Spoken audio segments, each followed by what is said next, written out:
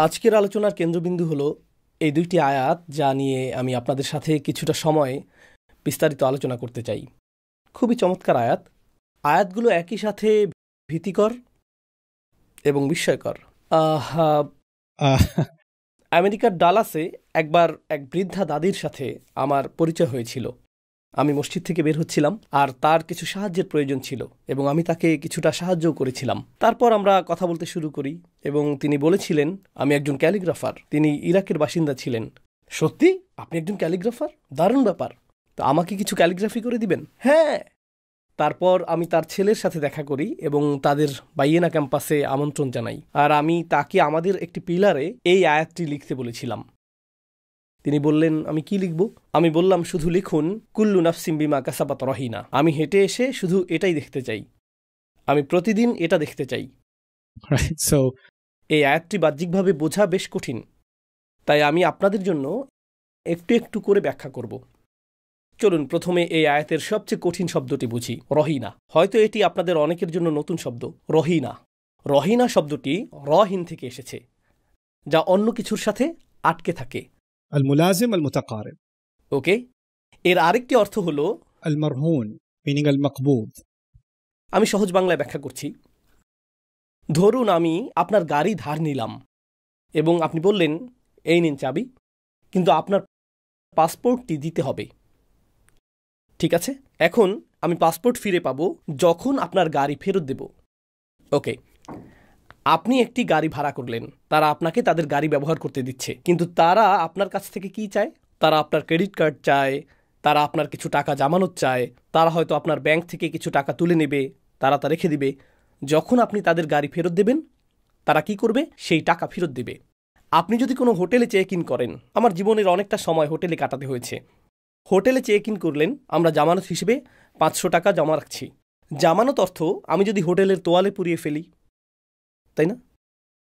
অথবা সেখানকার টিভিতে ঘুষি মারি বা এরকম কিছু, তাহলে তারা সেই জামানত থেকে ক্ষতিপূরণ নিয়ে নিতে পারবে, কিন্তু তারা সেই টাকা রেখে দিবে না। আমি হোটেল ছেড়ে দেওয়ার পর তারা যখন বুঝতে পারবে যে কিছু নষ্ট হয়নি, তখন সেই টাকা ফেরত দেবে। যে টাকা জামানত থাকছে তাকে বলা হয় রহিনা বা মারহুন বা রহিন। এটাই রহিন। ঠিক আছে, তো এটাই এই শব্দ। এখানে এমন কিছু আলোচনা রয়েছে যেগুলোতে আমাদের তেমন প্রয়োজন নেই, যেমন রহিনা শব্দে তা মারবুতা থাকার কারণ, যা এটিকে কেবল দৃশ্যমান বিষয়ে পরিণত করেছে। মূলত এটি এর ইসমিয়াতে যোগ হয়, তাই না?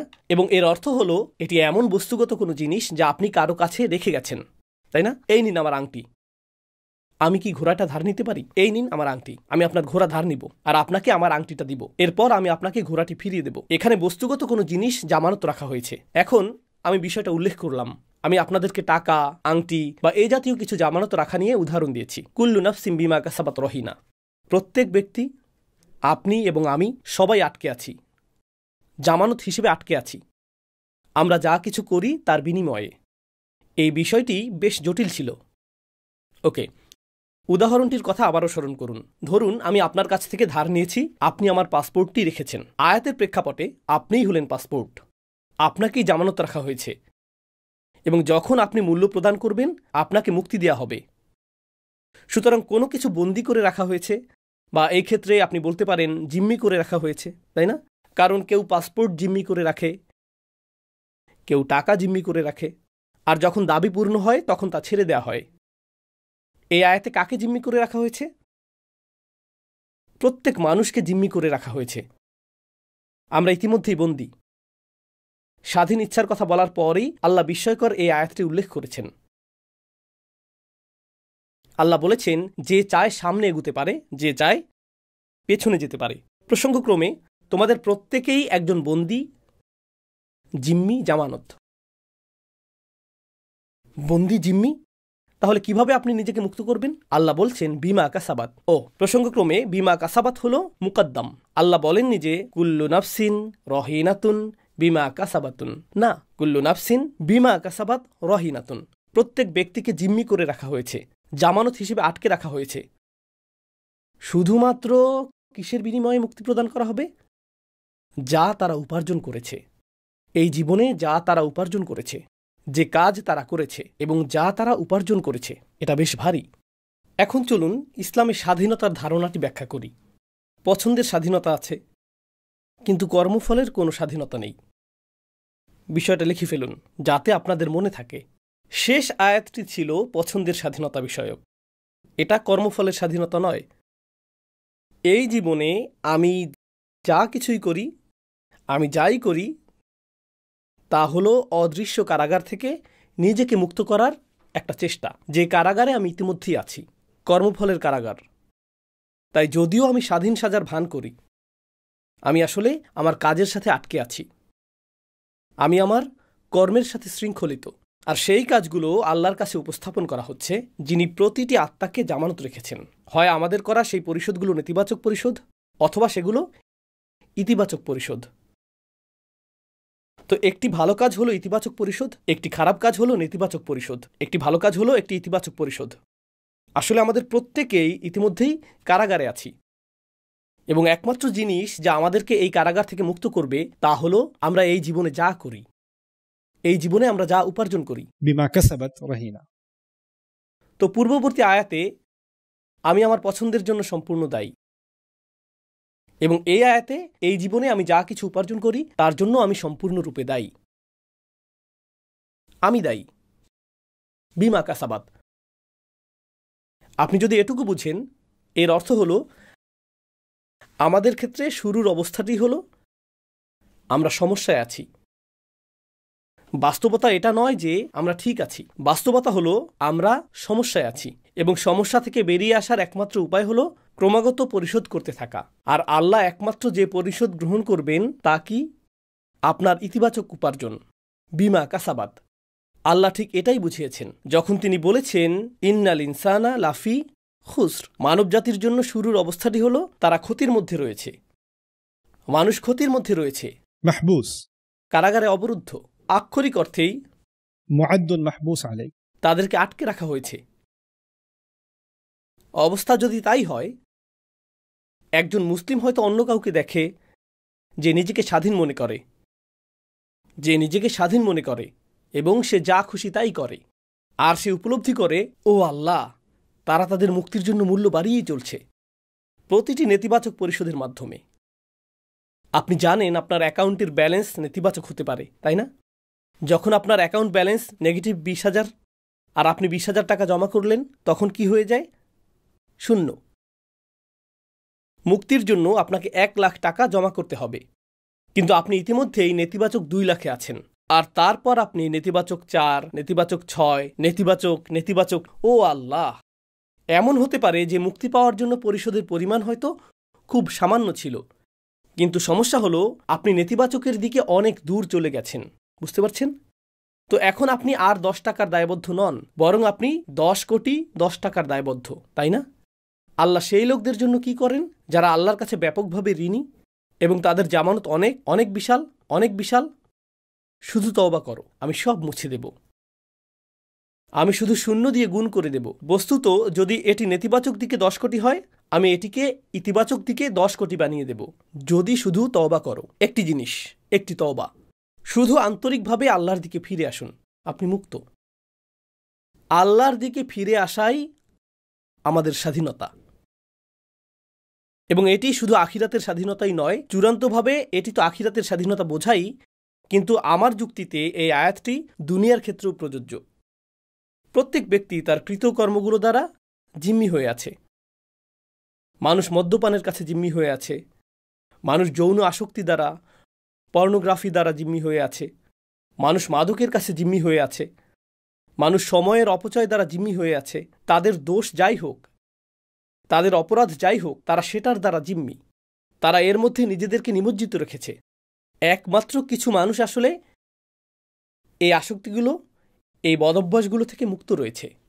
আমাদেরকে বলা হয়েছে ইন্টারনেট ব্রাউজিংয়ে তুমি স্বাধীন, সোশ্যাল মিডিয়ায় ঢুকতে তুমি স্বাধীন। কিন্তু যদি আপনি আপনার ফোনটি সরিয়ে রাখেন, যদি আপনি দীর্ঘ সময় সোশ্যাল মিডিয়ায় অভ্যস্ত হন, ধরুন 14-15 বছর বয়সী একজন কিশোর, সে যা কিছু দেখার দেখছে, আর আপনি যদি ফোনটি কেড়ে নেন, সেই কিশোরের কি ঘটে? সে উদ্বিগ্ন হয়ে ওঠে, তার মেজাজ খারাপ হয়, তার মানসিক যন্ত্রণা শুরু হয়, সব ধরনের অদ্ভুত বিষয় শুরু হয়। জানেন কেন? কারণ তারা আসলে সেই ডিভাইস দ্বারা বন্দী। তারা আসলে মোটেও স্বাধীন নয়। তারা স্বাধীন নয়। ঠিক যেমন আমাদের শরীর খাবারের চাহিদা থেকে মুক্ত নয়, তাই আমরা যদি খাবারের অভাবে ভুগি আমাদের খাবারের পেছনে ছুটতে হয়। আমাদেরকে নির্ভর করতে হয় যেন আমরা খাবারের কাছে বন্দী। এই দুনিয়া আসক্তি তৈরি করেছে আর আমরা বন্দী। মানুষ এই আসক্তিগুলোর দ্বারা বন্দী হয়ে আছে। এমন মানুষও আছে যারা অন্যকে প্রভাবিত করার প্রয়োজনে বন্দী। তারা সেই কারাগারেই বাস করে। এটাই তারা অর্জন করতে চায় এবং তারা এর নিচেই চাপা পড়ে। সারাটা জীবন শুধু অন্যকে প্রভাবিত করতে চায়। অন্য কিছু মানুষ সবার উপরে থাকার প্রয়োজনে বন্দী। আমাকে সবার সম্মান করা উচিত। তাদের গোটা জীবনটাই আমাকে শুধু সম্মানিত হতে হবে। কিভাবে আপনি সম্মানিত হতে চান? মানুষ যখন কাছে আসবে তারা যেন আমার দিকে বাঁকা চোখে না তাকায়। তাদের উচিত আগে আমাকে সালাম দেওয়া। এই এটা তুমি কেন করলে না? তুমি ওটা কেন করলে না? তুমি আমার সাথে এভাবে কথা বলতে পারো না। তারা এই প্রয়োজন দ্বারা বন্দী। তারা স্বাধীন নয়। তারা স্বাধীন নয়। কিছু মানুষ অহেতুক ভীতিতে বন্দী হয়ে থাকে। ইউসুফের ভাইয়েরা এটা জানার প্রয়োজনে বন্দী ছিল যে তারাই অধিক ভালোবাসার পাত্র, কারণ তাদের কাছে ভালোবাসা ছিল একটা স্কোর কার্ড, তাই না? বাবা ইউসুফকে বেশি ভালোবাসেন। তোমরা কিভাবে জানলে যে বাবা ইউসুফকে বেশি ভালোবাসেন? তোমরা কি তার হৃদয় পরীক্ষা করেছো? এরকম কোনো মিটার আছে? স্ট্রিট ফাইটার গেম হেলথ বারের মতো?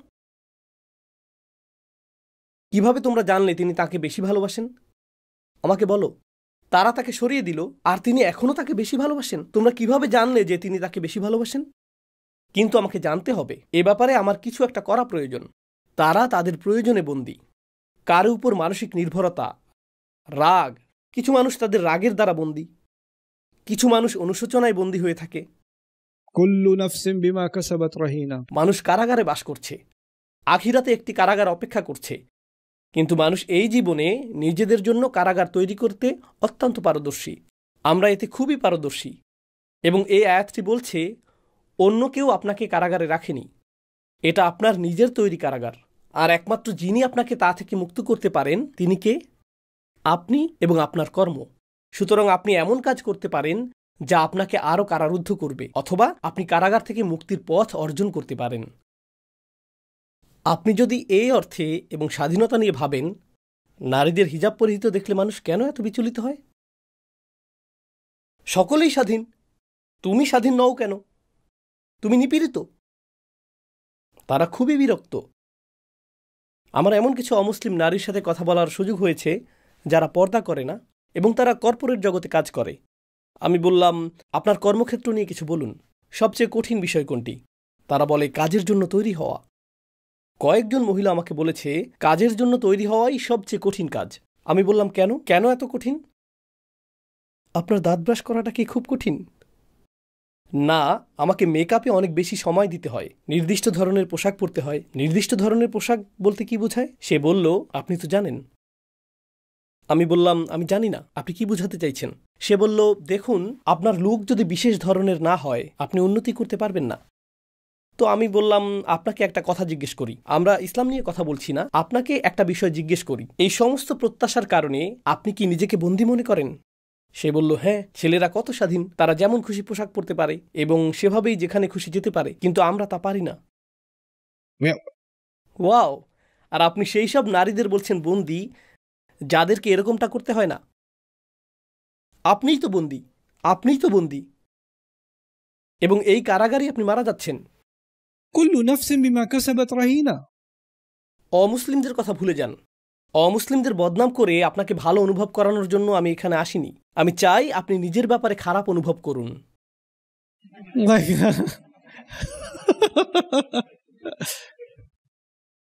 আমরা এইসব অনর্থক মানদণ্ড বানিয়েছি আর তারপর এই মানদণ্ড পূরণ না হবার দুঃখে মরে যাই।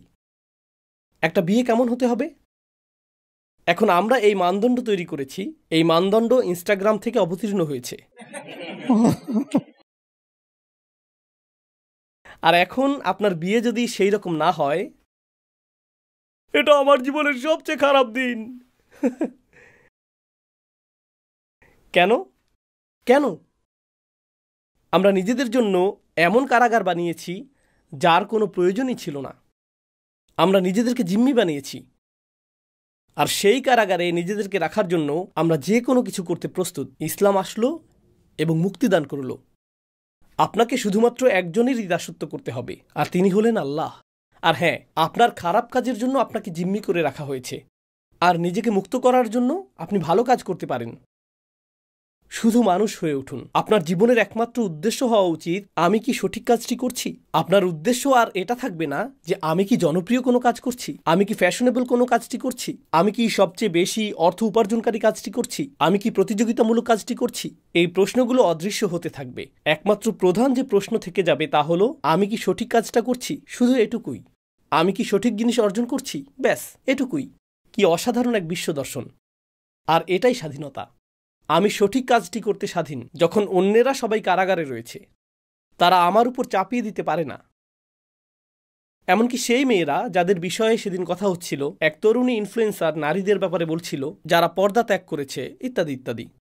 তারা কি অন্যদের চোখ আর মতামতের কারাগারে বন্দী নয় এবং এর দ্বারা প্রভাবিত হয়েই পর্দাহীনতার সিদ্ধান্ত নেয় না? একমাত্র কারাগার, একমাত্র আত্মসমর্পণ যা আমাদের মেনে নেওয়া উচিত তা হলো আল্লাহর কাছে আত্মসমর্পণ। আর আমি আপনাদের বলছি, কুরআনের দর্শন সত্যিই অসাধারণ। আমরা নিজেদেরকে আল্লাহর দাস বলে থাকি, আর কুরআন বর্ণনা করছে আপনি কোনো না কোনো কিছুর দাস হবেনই, কিন্তু সিদ্ধান্ত আপনার যে আপনি কিসের দাস হবেন।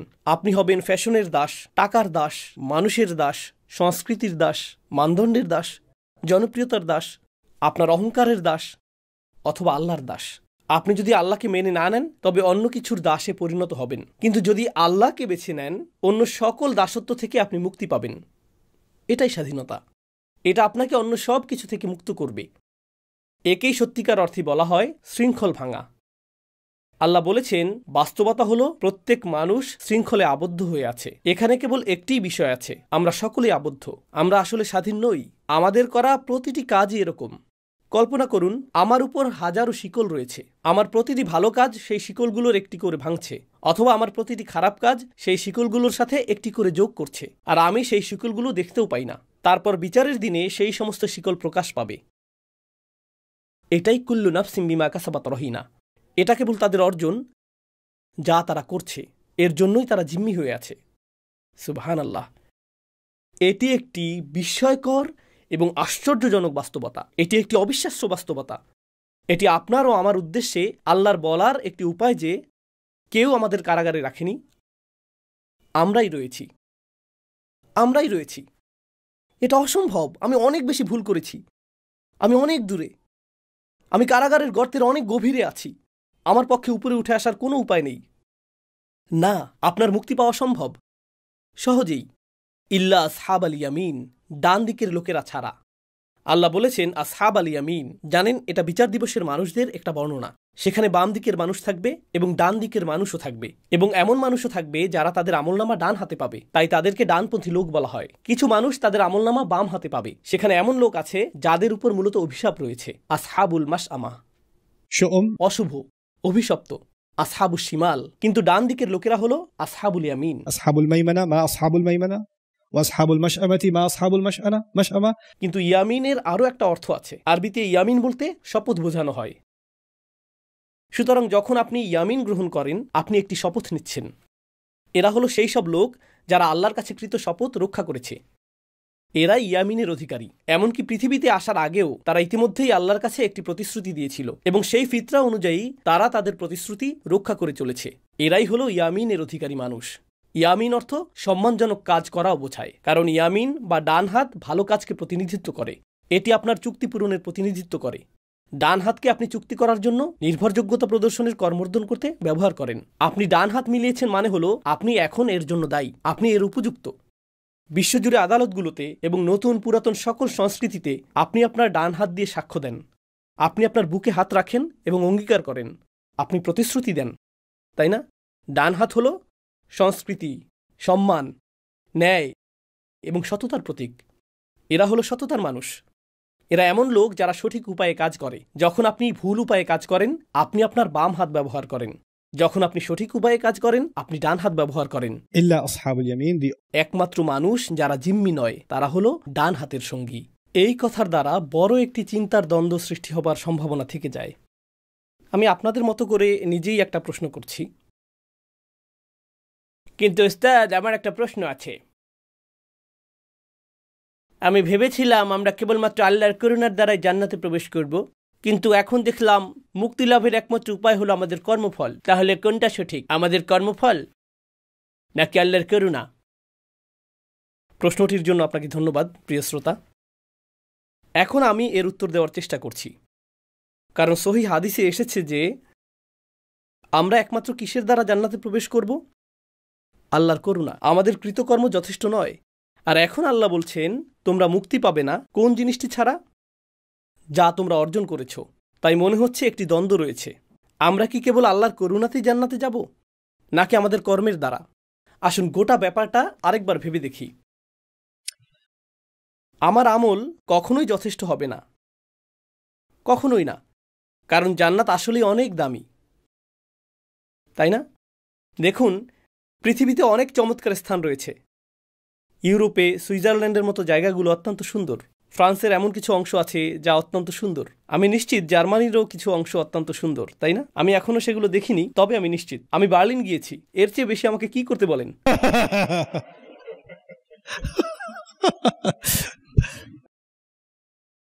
যুক্তরাষ্ট্রে এমন কিছু জায়গা আছে যা অত্যন্ত সুন্দর। কলোরাডো অনেক সুন্দর, ক্যালিফোর্নিয়াও অনেক সুন্দর। পৃথিবীতে অনেক দামি শহর আছে। যে কোনো সুন্দর জায়গায় দামি হয়, তাই না? দামি রিয়েল এস্টেটের একটি প্লট পেতে অনেক বেশি পরিশ্রম করতে হয়। আমরা কথা বলছি জান্নাত নিয়ে, আর জান্নাতের আকার আসমান ও জমিনের আকারের সমান। এটা এই পৃথিবীর তুলনায় একটু বেশি দামি, একটু বেশি। আর অবশ্যই যদি আপনি এর জন্য মূল্য দিতে চান, তাহলে এর জন্য আপনাকে কাজ করতে হবে। কিন্তু এই দুনিয়ায় আমি যত কাজই করি না কেন, এমনকি নিউ ইয়র্ক সিটিতেও আমি একটা অ্যাপার্টমেন্ট কিনতে পারবো না। এটা আসলেই কঠিন। আমরা এই সীমিত জীবন ও কিছু কাজ নিয়ে কথা বলছি, আর এখন আমরা প্রাসাদের মালিক হতে প্রস্তুত। একটি নয়, একাধিক প্রাসাদ। কোথায়? জান্নাতে। আমি বলতে চাইছি, যৌক্তিকভাবে চিন্তা করলে আমরা যা পাচ্ছি তার মূল্য দেওয়ার জন্য আমাদের কোনো কাজই যথেষ্ট নয়, কিছুই না। আর উপরন্তু সেগুলো চিরস্থায়ী। তাই আমাদের ভালো কাজ, যদি আমরা ৮০ বছর ধরে ভালো কাজ করি, এটা এমন না যে আমরা জান্নাতে ৮০ বছর ভাড়া ছাড়া থাকতে পারবো আর তারপর ভাড়া শুরু হবে। না, এটা স্থায়ী। সুতরাং প্রচেষ্টা সীমিত, পুরস্কার স্থায়ী। পরিষ্কারভাবেই আমরা এর জন্য মূল্য দেইনি। আমরা এর জন্য মূল্য দিতে পারবো না। এর জন্য মূল্য দেওয়ার কোনো উপায় নেই। তাহলে বিষয়টি কি? দুটো চরমপন্থা। এক, আমরা আমাদের আমলের কারণে জান্নাতে যাব। দুই, আমরা আল্লাহর দয়ার কারণে জান্নাতে যাব। এই দুটোই চরমপন্থা এবং দুটোই ভুল। আমি আপনাদের দেখিয়েছি এর একটি ভুল। আমাদের আমল আমাদেরকে জান্নাতে নিবে না, কারণ এটা যুক্তিসঙ্গত না। আমরা এখনও আয়াতটিতে আসিনি। অন্য চরমপন্থাটি কি? আমরা কেবলমাত্র আল্লাহর দয়ার কারণেই জান্নাতে যাব। আপনি যদি এমনটা বলেন, তাহলে আপনার আমলের প্রতি গুরুত্ব কি হবে? সেগুলোর আর গুরুত্ব থাকবে না। আরে আল্লাহ তো দয়ালু। আপনি বলেন, ভাই হারাম খেও না। হ্যাঁ, কিন্তু আল্লাহ তো দয়ালু। এমন তো না যে আমরা আমলের কারণে জান্নাতে যাব। তুমি কি হাদিসটি পড়নি? আমাদের আমল যথেষ্ট নয়, শুধু আল্লাহর করুণা প্রার্থনা করো, তিনি করুণা করবেন। আল্লাহ তো আর রহমান। তুমি এত সংকীর্ণ মনা কেন? আল্লাহ তোমার চেয়ে অনেক বেশি উদার। এটা কি চরমপন্থা না যা বিদ্যমান রয়েছে? আমি নিশ্চিত আপনার এমন নির্বোধ কোনো কাজিন বা বন্ধু আছে যে এমন কথা বলে, তাই না? কারণ লক্ষ লক্ষ মানুষের এই ধারণা রয়েছে, তাই না? কিন্তু এই বিষয়ের সঠিক ধারণাটি আসলে কি? এটা খুবই সহজ। প্রসঙ্গত, যখনই কোনো ব্যাখ্যাকে জটিল মনে হয়, সম্ভবত তা সঠিক হয় না। কারণ এই ধর্মটিকে সেভাবেই বানানো হয়েছে। ধর্মটি কেমন? এটি ফিতরার ধর্ম।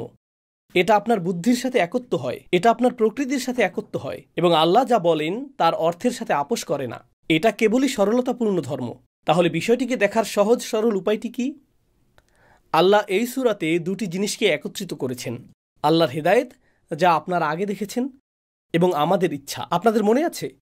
উদাহরণস্বরূপ আল্লাহ বলেছিলেন, কাযালিকা ইউদিল্লুল্লাহু মান ইয়াশাউ ওয়া ইয়াহদি মান ইয়াশা। তারপর আল্লাহ বলেছেন, লিমান শাআ মিনকুম মান ইয়াতাকাদ্দামা আও ইয়াতাআখার। তিনি উল্লেখ করেছেন নিজের ও আমাদের কথা, নিজের ও আমাদের কথা। এরকম বেশ কয়েকবার এসেছে। তো মনে হচ্ছে এখানে দুই অংশযুক্ত অবস্থা বিদ্যমান। আল্লাহ আমার নগণ্য অমনোযোগিতাপূর্ণ 25% আন্তরিকতাযুক্ত নামাজ কবুল করবেন, তাই না? যা আমি পড়েছিলাম, তিনি সেটাকে গ্রহণ করবেন। আর সেটার মূল্য গ্রামের একটা অ্যাপার্টমেন্টের সমানও না।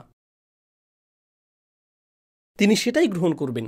তবে আমি তো কিছু একটা করেছিলাম এবং তা ছিল আন্তরিক। এটা অসাধারণ ছিল না, কিন্তু কিছু তো ছিল। আল্লাহ তা গ্রহণ করবেন, আর তিনি তা বহু গুণে বৃদ্ধি করবেন, আর জান্নাতের বিশাল প্রাসাদের সমান করে দিবেন। আমি তখন সেটার দিকে তাকিয়ে বলবো, ইয়া আল্লাহ, সেটা তো বেশ বাজে একটা মাগরিব ছিল। কিন্তু আল্লাহ বলবেন, হ্যাঁ, আমি তো আর রহমান। তুমি তোমার আমলের কারণে জান্নাতে যাচ্ছ না, তুমি জান্নাতে যাচ্ছ কারণ আমি তোমার আমলকে বহুগুণে বৃদ্ধি করে দিয়েছি। বুঝতে পারছেন? এখন এর মানে হলো বহুগুণে বর্ধিত করার মতো প্রথমেই কিছু থাকতে হবে, তাই না? আল্লাহ প্রতিদানকে বর্ধিত করে দেন। يعظم له أجرا। তিনি প্রতিদানকে বর্ধিত করে দিবেন, ঠিক আছে, কিন্তু বর্ধিত করার মতো কিছু একটা তো থাকতে হবে। আপনি যদি শূন্য হতে আল্লাহর সামনে আসেন, তাহলে আমার মনে হয় আপনারা গণিতে বেশ ভালো। এখানে বর্ধিত করার মতো কিছু নেই, এখানে বৃদ্ধি করার মতো কিছু নেই। আল্লাহ পারফেক্ট হতে বলেননি। আল্লাহ বলেছেন, সামনে এগিয়ে আসো। লিমান শাআ মিনকুম আন ইয়াতাকাদ্দাম। এক ধাপ এগিয়ে আসো। আল্লাহ কি বলেছেন যোগ্য হওয়ার আগে 1000 ধাপ এগোতে হবে? গ্রহণযোগ্য হওয়ার জন্য আল্লাহ কি কোনো ন্যূনতম সীমা দিয়েছেন? কেউ একজন আল্লাহর দিকে এক পা এগিয়ে মারা গেল, শুধু এক পা। সে তখনও নামাজ পর্যন্ত শিখেনি। সে অজু করতে যাচ্ছিল, তার হাত পানি পর্যন্ত পৌঁছায়নি, আর সে মারা গেল। সে তার জীবনে একবারও নামাজ পড়েনি, একবারও না। তার হাত যেহেতু সামনে এগিয়েছিল, আল্লাহ সেই এগিয়ে যাওয়া হাতকে নেবেন এবং তাকে বহুগুণে বৃদ্ধি করবেন, এবং সেটাই জান্নাতে তার চিরস্থায়ী পুরস্কারে পরিণত হবে। তাই নয় কি? এটা কি সত্যি নয় যে আল্লাহর রহমত ছাড়া কেউ জান্নাতে প্রবেশ করবে না? কিন্তু তা কখনো আমাদের আমল, আমাদের নিয়ত এবং আমাদের কাজের মূল্যকে অস্বীকার করবে না। এজন্যই প্রত্যেককে জিম্মি করে রাখা হয়েছে, শুধু সেসব লোক ছাড়া যারা আল্লাহর কাছে ডান দিকের ভালো আমলগুলো নিয়ে আসে, আসহাবুল ইয়ামিন। আপনাকে শুধু সঠিক পাশে থাকতে হবে। আল্লাহ পারফেকশন চান না, আল্লাহ শুধু চান আপনি সঠিক কাজটি করেন, এটুকুই। চেষ্টা করুন। আল্লাহকে অজুহাত দেবেন না, নিজের সাথে মিথ্যা বলবেন না, আর আল্লাহর সাথেও মিথ্যা বলবেন না। আল্লাহর সামনে বিনয়ের সাথে আসুন। আমরা ভুল করব, আমরা তওবা করব, এটা কতই না চমৎকার। আল্লাহ বলেননি তুমি সামনে এগোতেই থাকবে, কখনো পিছু হটবে না। কখনো কখনো আমরা ব্যর্থ হব, কখনো কখনো আমরা পিছিয়ে যাব। আল্লাহ তার কিতাবে বলেছেন, ঠিক আছে, তুমি একটি ভুল করেছ, চলো এ ব্যাপারে তোমাকে সাহায্য করি, তাওবা করো এবং এটা ঠিক করে নাও। إلا من تاب وآمن وعمل عملا صالحا فأولئك يبدل الله سيئاتهم حسنات। আমি তোমার খারাপ আমলগুলোকে ভালো দিয়ে বদলে দেব যদি আপনি সঠিক দিকে এগিয়ে যান এবং পথে আপনার পা পিছলে যায়। আল্লাহ আপনার তওবা কবুল করবেন এবং এই অসুবিধাকে পরিবর্তিত করে সুবিধায় পরিণত করবেন। আল্লাহ তা করবেন। এটা কি আল্লাহর রহমত নয়? তার তো এসব কিছুই করার প্রয়োজন নেই। জান্নাত যদি বিনিময় ভিত্তিক হতো তাহলে বহুগুণ করার এসব কিছুই ঘটত না। খ্রিস্টান যাজকদের সাথে আমার মজার কিছু আলাপ হয়, যারা এসে বলে, আমাদের ঈশ্বর ভালোবাসার ঈশ্বর, তোমরা তোমাদের আমলের কারণে স্বর্গে যাবে, আর আমরা ঈশ্বরের ভালোবাসার কারণে স্বর্গে যাব। না, আল্লাহ আমাদের আমলকে ভালোবাসেন, সেগুলো যতই খারাপ হোক, যতই নিম্নমানের হোক না কেন, এবং তারপর আল্লাহ এর পুরস্কার দেন এবং তাকে বহুগুণে বৃদ্ধি করবেন। তিনি সেগুলো সৌন্দর্যমণ্ডিত করেন। কিন্তু যখন তারা বলে যে আমাদের ঈশ্বর ভালোবাসার ঈশ্বর, আমি বলি, হ্যাঁ, কিন্তু তিনি তার চেয়েও অনেক বেশি। তোমরা তাকে শুধু ভালোবাসাতেই সীমাবদ্ধ করেছ, এটা অন্যায়। আল্লাহ ন্যায়পরায়ণও বটে, আল্লাহ বিচারকও বটে, আল্লাহ প্রজ্ঞাময়ও বটে, আল্লাহ পথ প্রদর্শকও, আল্লাহ সর্বদ্রষ্টাও, আল্লাহ শাস্তিদাতাও। আল্লাহ মাঝে মাঝে কিছু মানুষের উপর রাগান্বিত হন। আল্লাহর কিছু প্রত্যাশাও রয়েছে। যখন তোমরা বলো ঈশ্বর শুধু ভালোবাসাময়, তোমাদের কোনো সম্পর্কই সেভাবে কাজ করে না। কেন তোমরা আল্লাহর প্রতি এরকম অন্যায্য ধারণা করো যে তিনি শুধু ভালোবাসাময়? লিল্লাহিল আসমাউল হুসনা, তার একটি নাম হলো আল ওয়াদুদ। কাজী যখন আপনি বলেন আমি আল্লাহকে তার একটি নামে সীমাবদ্ধ রাখব আর বাকি সব নামগুলো অতিরিক্ত, প্রথমবার হয়তো শুনতে এটা ভালো শোনায়।